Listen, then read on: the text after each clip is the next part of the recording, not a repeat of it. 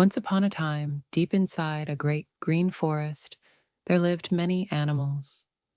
They all had their own special jobs to do every day.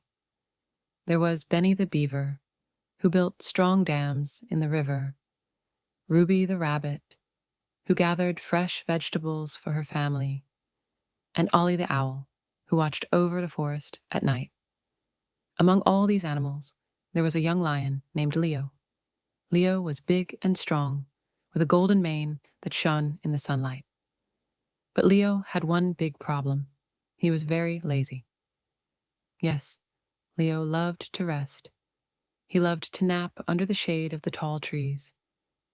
He loved to watch the clouds float by and listen to the birds sing. But when it came to helping the other animals or working to prepare for the cold season, Leo would always say, "Not now, maybe later."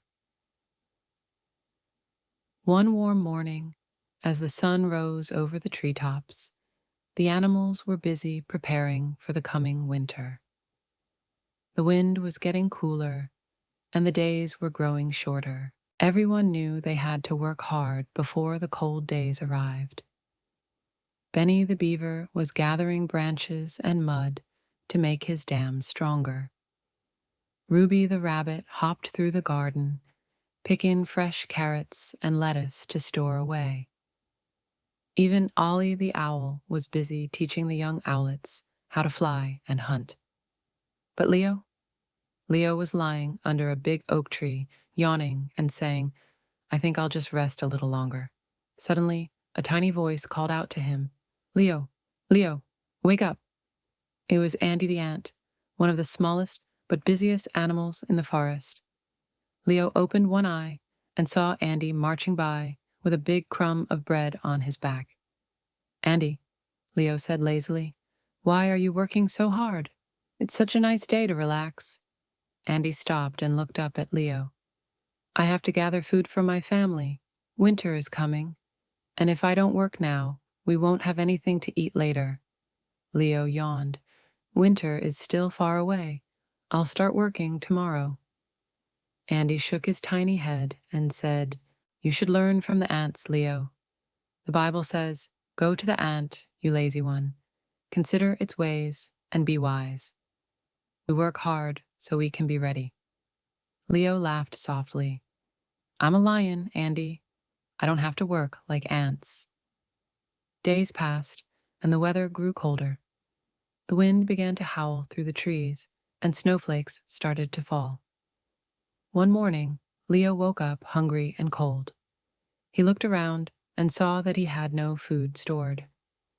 His cozy den was chilly because he hadn't helped gather firewood. Meanwhile, Andy the ant was warm and full. His family had plenty of food stored, and their home was safe. Leo felt sad and wished he had listened to Andy. He decided to go see the wise old turtle, Timothy. Timothy listened carefully to Leo's story and said, "Leo, the ants are small but very wise. They work hard and prepare for the future. Laziness may feel good now, but it can cause trouble later."